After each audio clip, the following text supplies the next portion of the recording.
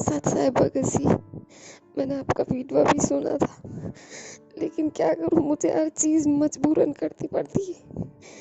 ये आन उपासनाएं साधनाएं वगैरह सब, मेरी फैमिली में ऐसी चीज़ें कोई मानता नहीं है। एक बार मैंने इनको बताया था गुरु जी के बारे में, लेकिन ये लोग ना गुरु जी को गालियाँ देने लगे। मैंने इनसे बहस करना जरूरी नहीं समझा और मैंने बोल दिया मैं तुम्हारी बात मानूंगी। मेरी शादी हो रखी है, इसलिए ना इनके ससुराल वालों के सामने ज़्यादा जिद नहीं कर सकती। ये बोल हम तेरी फैमिली को बता देंगे कि ये हमारा कहना नहीं मानती है। ऐसे में क्या करूँ, मैं सत्संग वगैरह सुनती हूँ ना, तो घर वालों को किसी को पता नहीं है। ये पूरे दिन सिर्फ पढ़ाई का बोलते रहते हैं। मेरे पास ना तो गुरु जी की फोटो है, ना मैं ज्योति जला पाती हूँ। जो मंत्र मिला है ना, उनका जाप करती हूँ और सत्संग सुनती हूँ। सत्साई बहन जी आप परेशान ना हो, परमात्मा पे विश्वास रखिए। ससुराल वाले अभी तत्व ज्ञान से अपरिचित हैं, परमात्मा से अपरिचित हैं। वो भी जो कर रहे हैं हो सकता है अपने विचार से आपके सुखद भविष्य के लिए कर रहे हैं, क्योंकि उन्हें ज्ञान नहीं है, आध्यात्मिक ज्ञान नहीं है। सांसारिक दृष्टि से उन्हें लगता है कि ये पढ़ जाएगी, लिख जाएगी, कोई नौकरी लग जाएगी तो इसके लिए भी अच्छा होगा, हमारे लिए भी अच्छा होगा, लेकिन वो परमात्मा के विधान से परिचित नहीं है। तो बहन मनसा हो सकता है उनकी भी अच्छी हो। तो और रही बात आन उपासना की, बहन देखो, आप परमात्मा को दिल में बसा के रखो, गुरुदेव का चिंतन रखो, गुरुदेव का मनन करती रहो। जो भी मंत्र आपको परमात्मा ने बख्शिश किया है उस मंत्र से आप लगे रहो। और यदि ऐसी कोई विशेष आपत्ति, ऐसे विशेष मजबूरी, ऐसा विशेष दबाव यदि आप ज्ञान उपासना के लिए आता है, मैंने एक फॉर्मेलिटी सी मान के, क्योंकि देखो आप संघर्ष नहीं कर सकती। अगर आप संघर्ष कर सकती हो जब तो मीरा की तरह अड़ जाओ, और आपको लगता है कि मैं ये संघर्ष अभी नहीं कर पाऊंगी, मैं अभी इस लायक तैयार नहीं हूँ, तो बहन फिर एक फॉर्मेलिटी के लिए, परमात्मा ने बताया फिर एक फॉर्मेलिटी के लिए, जैसा वो कहें फिर आप वैसा कीजिए, लेकिन ध्यान में अपने परमात्मा को रखिए। उसमें फिर परमात्मा दोष नहीं लगने देता, क्योंकि परमेश्वर अंतर्यामी है और गुरुदेव हमारे अंदर के भाव देख सकता है। स्पष्ट उनको दिखाई देती है हमारी सोच, हमारी मनसा, हमारा मनन चिंतन। तो परमात्मा बहन अंदर के भाव देखता है कि अंदर इसके क्या चल रहा है, और बाहर ये जो क्रिया कर रही है या लोग इससे जो करवा रहे हैं वो किस मनसा से करवा रहे हैं। तो आप बिल्कुल चिंता ना करें बहन, पढ़ाई के लिए कहें तो आप पढ़ती भी रहिए, और साथ में जब समय मिले तो परमात्मा का सत्संग सुमरण भी आप करती रहिए। समय बीत जाएगा, ज़्यादा समय नहीं है बहन, परमात्मा जल्दी ही दया करेंगे। मालिक को भी पता है कि मेरी आत्माएं किस कदर परेशान हो रही हैं, कैसे कैसे जुल्म, कैसे कैसा संघर्ष का सामना उन्हें करना पड़ रहा है। और कोई बाप नहीं चाहता कि उसका बेटा बेटी इतना परेशान हो, दुखी हो। हमारी आंखों के सामने हमारे बच्चे को अगर इतना कोई दबाए, परेशान करे, तो बहन हम लोग लड़ जाते हैं, भिड़ जाते हैं, सहन नहीं कर पाता एक सामान्य इंसान। तो सोचो उस समर्थ होते हुए भी परमात्मा कैसे सहन कर रहा है। तो हमने परमात्मा के मिशन को भी समझना है। परमात्मा चाहता है कि हम थोड़ा ज्ञान आधार से दृढ़ हों, हम भी थोड़ा संघर्ष करना सीखें, थोड़ी मेहनत करें, लोगों को ज्ञान आधार से प्रेम के साथ में जवाब देना सीखें। तो बहन ज़्यादा समय नहीं है, परमात्मा जल्दी ही हम सब नीचों पे दया करेंगे। जल्दी ही एक भक्तिमय माहौल इस संसार में बनेगा, पूरी दुनिया में बनेगा। ठीक है, उससे पहले यदि कुछ उथल पुथल होनी है, कोई युद्ध की स्थिति होनी है, क्योंकि देखो इस संसार में सभी आत्माएं भक्ति के लायक नहीं हैं, और जो आत्माएं भक्ति के लायक नहीं हैं बहन, उनका सर्वनाश भी निश्चित है। तो हो सकता है वैश्विक स्तर पे कुछ घटनाएं ऐसी घटेंगी, काफ़ी लोगों का सर्वनाश होगा, काफ़ी लोग अकाल मृत्यु को प्राप्त होंगे। और अकाल मृत्यु को प्राप्त वही लोग होंगे जो परमात्मा की आत्माओं के मार्ग में बाधा बनने वाले थे, भक्ति मार्ग में जो बाधा बनने वाले थे, वही लोग इस वैश्विक उथल पुथल में यहाँ से जाएंगे। तो तब तक बहन हमें थोड़ा सा ज्ञान को आधार बनाना पड़ेगा, थोड़ी हिम्मत रखनी पड़ेगी। कुछ भी करें, कुछ भी कराएं बहन, ये आपकी मजबूरी है, आपकी परेशानी है। यदि आप मीरा का रोल नहीं निभा सकती हैं तो बहन आप नीची गर्दन करके और परमात्मा की भक्ति में लगी रहें। जैसा वो करें वैसा आप जी करती रहें, लेकिन परमात्मा से प्रार्थना भी करती रहें कि हे परमपिता परमेश्वर, आप अंतर्यामी हैं मालिक, मेरी पार नहीं बसा रही है, मैं हर तरीके से निर्बल हूँ, अबला हूँ इन लोगों के आगे। अब ये चाहे तो परमात्मा मेरे ज्ञान की कमी हो, या चाहे मैं संघर्ष नहीं कर पा रही, मेरे अंदर वो हिम्मत नहीं है, परमात्मा चाहे इस चीज़ की कमी हो, आप अंतर्यामी है, जानी जान है, आप सब जानते हैं। तो परमात्मा, लेकिन मेरे अंदर आप हो, मेरे अंदर से आप नहीं निकल सकते। आपका जो ज्ञान है वो इस कदर इस दासी के हृदय में, आत्मा में, मन में समा गया है कि देवी देवता, ब्रह्मा विष्णु महेश, या कोई भी जिनकी मुझसे अनुपासना करवाई जा रही है, दबाव बनाया जा रहा है, उनके लिए 0% भी जगह मेरे दिल में नहीं है। तो परमात्मा तो अंतर्यामी है बहन। परमात्मा तो केवल एक फॉर्मेलिटी के तौर पे अपने बच्चे के मुख से सुनना चाहता है, प्रार्थना के रूप में अपने बच्चे के मुख से सुनना चाहता है कि मेरा बच्चा मेरे से किस तरह प्रार्थना करता है, क्या बोलता है, क्या कहता है। बाकी काम परमात्मा का है। सूरदास की कथा बहन आपने सुनी होगी। परमात्मा ने बताया था कि एक सूरदास था, वो भगत था, और उसको थोड़ा दस्त लग गए, लूज मोशन हो गए। तो उसने सोचा कि यहाँ एक आधा भगत आता है आश्रम में, बेचारे मेरी सेवा में लगे रहते हैं, बड़े दुखी हैं, क्यों ना मैं जंगल की तरफ चला जाऊँ और अपना शरीर त्याग दूंगा वहाँ पे। इस शरीर को कोई जंगली जानवर, कोई पशु खा लेगा तो उसका भी उद्धार हो जाएगा। ये सोचकर सूरदास जंगल की तरफ चला गया और गहरा चला गया अंदर। गुरुजी ने कहा कि वो इतना अंदर चला गया कि उसको कुछ भी नहीं सूझ रहा था। एक जगह जाके वो बैठ गया। अब परमात्मा अपने भगत के साथ में रहता है। तो तभी एक बच्चा आया और कहा कि बाबा बाबा, लगता आपको भूख लगी है। तो सूरदास ने सोचा भाई होगा कोई बच्चा, आसपास में कोई परिवार रहता होगा यहाँ पे। उसने कहा हाँ बेटा, मुझे भूख लगी है। तो इतने में बच्चा थाली से, खिचड़ी थी उस थाली में, और उस बाबा को पकड़ाते हुआ कि लो बाबा, मेरी माँ ने आपके लिए खिचड़ी भेजी है, आपको देख के कि भाई एक बाबा बैठा है, आप एक खिचड़ी खा लो बाबा।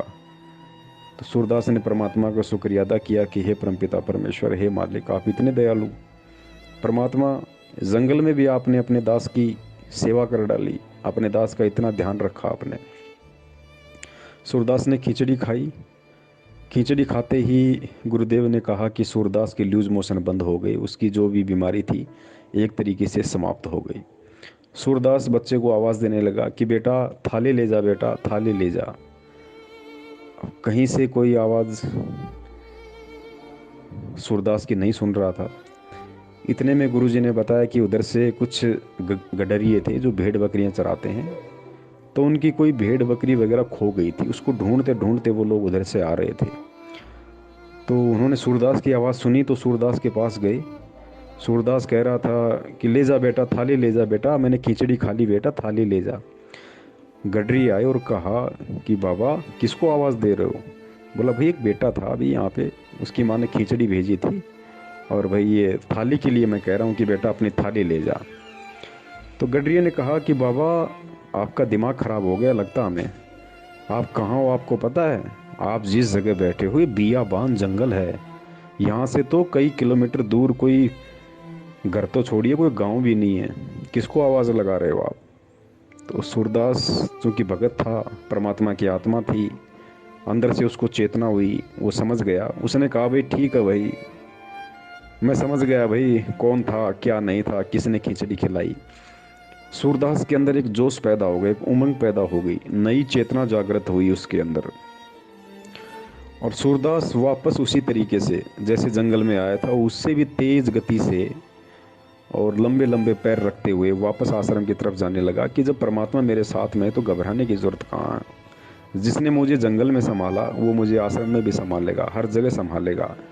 और भाई बाकी का जीवन में परमात्मा की भक्ति में लगाऊंगा, मरूंगा तो उसके लोक में जाऊंगा, जीवित रहूंगा तो उसके नाम का सुमरण करूंगा। तो लंबे लंबे कदम रखते हुए गुरुजी ने बताया कि सूरदास वापस चल रहा था। वो ये नहीं देख रहा था आगे खड्डा है, आगे कंटीली झागड़ियाँ क्या है क्या नहीं है, उसके दिमाग में सिर्फ परमात्मा चल रहा था, सिर्फ परमात्मा। एक समय ऐसा आया कि आगे बहुत बड़ा खड्डा था, गहरी खाई थी, सूरदास को पता नहीं था, वो तो बिल्कुल मगन मस्त होके परमात्मा के प्रेम में चला जा रहा था। सूरदास का एक पैर जैसे ही उस खाई में रखने को हुआ, तुरंत पीछे से आके एक व्यक्ति ने उसका हाथ पकड़ लिया और कहा कि सूरदास, सूरदास जी बाबा कहाँ जा रहे हो बाबा? अरे कम से कम देख तो लो आगे कितनी गहरी खाई है, कितना गहरा खड्डा है। ये तो मैंने देख लिया आपको और दौड़ के आपका हाथ पकड़ लिया, वरना एक सेकंड भी नहीं लगती आपको खाई में गिरने में। बताओ, थोड़ा बहुत तो देख के चलो कम से कम। बहन, गुरुजी ने बताया कि सूरदास ने आव देखा ना ताव, और जिसने उसका हाथ पकड़ रखा था, सूरदास ने बड़ी तेजी से लकड़ी फेंक दी और उसके पैर पकड़ लिए। पैर पकड़ के बैठ गया। बोले भगवान, बोले हे परमात्मा, आधा घंटे पहले तो चकमा दे के निकल गया, अब नहीं निकल सकता, अब नहीं छोड़ूंगा परमात्मा, अब चकमा नहीं दे सकते आप सूरदास को। तो वो व्यक्ति बोला, अरे भाई तू तो अच्छा आदमी यार, तेरी जान क्या बचा दी, मेरे तो गले पड़ गया। अरे मैं तो रास्ते से जा रहा था, अचानक से तुझे देख लिया, दौड़ के तेरी जान क्या बचाई, मेरे गले पड़ गया। कौन भगवान, कैसा भगवान, भाई छोड़ मुझे, जाना है मुझे। तो सूरदास ने कहा कि परमात्मा, ये सूरदास एक बार धोखा खा सकता है, बार बार धोखा नहीं खा सकता, लेकिन परमात्मा भी लीला पूरी करता है। उस व्यक्ति ने कहा कि नहीं नहीं भाई, मैं कोई परमात्मा नहीं हूँ भाई, कहाँ पागल हो रहा है, छोड़ो मुझे, जाना है भाई, मुझे काम है। तो गुरुजी ने कहा कि उस व्यक्ति ने ज़बरदस्ती करते हुए और सूरदास से अपना पैर छुड़वा लिया। तो सूरदास ने रोते हुए कहा, गुरुदेव ने बताया, सूरदास ने कहा कि कोई बात नहीं परमात्मा, आप समर्थ हो, आप शक्तिमान हो, आप कुछ भी कर सकते हो, मेरी क्या औकात आपके सामने जो मैं आपका पैर पकड़ के रख सकूं, मैं आपको कस के पकड़ सकूं, मेरी क्या औकात है, मैं दीन हूं, मैं निर्बल हूं। परमात्मा ने एक वाणी के माध्यम से बताया कि सूरदास ने कहा कि हीन समझ के पैर छुड़ा गया। हीन यानी कमजोर। सूरदास ने कहा कि हीन समझ के, हीन जान के पैर छुड़ा गया, है सर्वशक्तिमान तू। सूरदास ने कहा कि हे परमात्मा, मैं दुर्बल हूँ, निर्बल हूँ, कमज़ोर हूँ, मुझको हीन समझकर आप अपना पैर छुड़ा गए, क्योंकि आप सर्वशक्तिमान हो।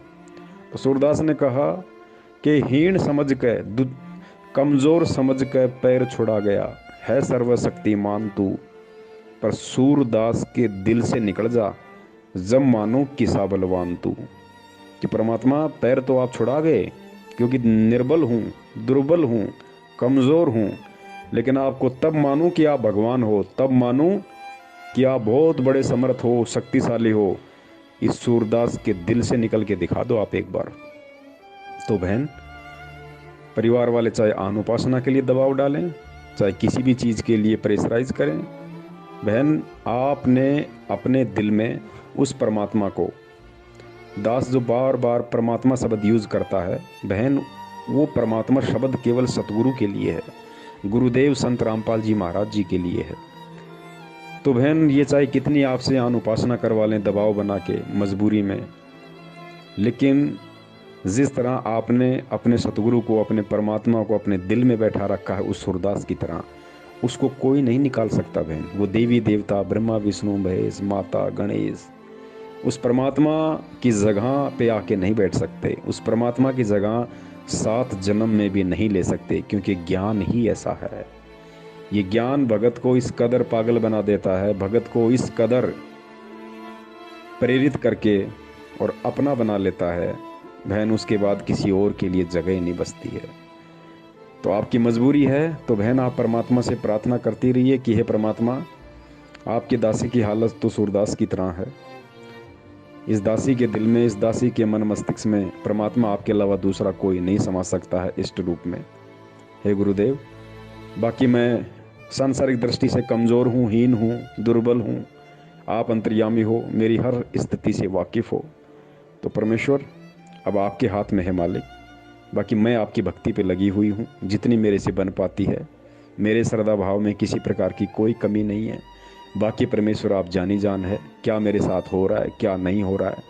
तो बहन, ऐसी स्थिति में परमात्मा उस आत्मा को दोषी नहीं मानता है, नहीं समझता है, क्योंकि सच्चाई का पता लगने के बाद एक आम प्राणी भी सामने वाले को क्षमा कर देता है, और मालिक तो जानी जान, वो तो अंतर्यामी।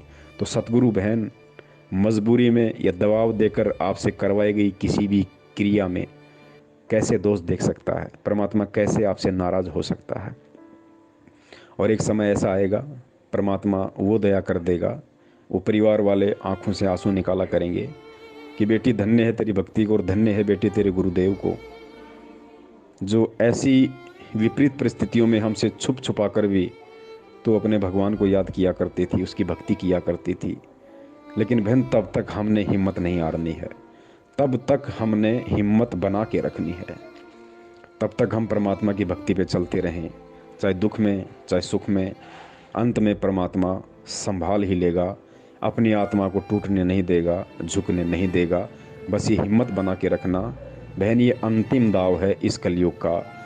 ये दाव यदि आज हम चूक गए बहन, पता नहीं कब ये मौका लगेगा, कब इस समय, क्योंकि ये बड़ा विचित्र खेल है बहन, बड़ा विचित्र संयोग आज आप और हमारा बना है बहन। अगर मानव शरीर मिल गया तो पता नहीं कौन से युग में मिलेगा, परमात्मा मिल गए तो पता नहीं कौन से युग में मिलेंगे, क्योंकि मोक्ष तो इसी समय होना है। अगर हमारा मानव जन्म भी हो गया और ये परमात्मा नहीं मिला, ये समय नहीं मिला बहन जी, बहुत असंख्य कल्प युगों के बाद गुरुजी ने बताया कि ऐसा विचित्र संयोग बैठता है, ऐसा विचित्र संयोग। कलयुग की ये बिचली पीढ़ी, कलयुग की बिचली पीढ़ी में 1997 के आसपास हमारा जन्म, और 1997 में परमात्मा द्वारा उपदेश, उसके बाद हम परमात्मा की शरण में आए, परमात्मा ने हमें ज्ञान समझाया।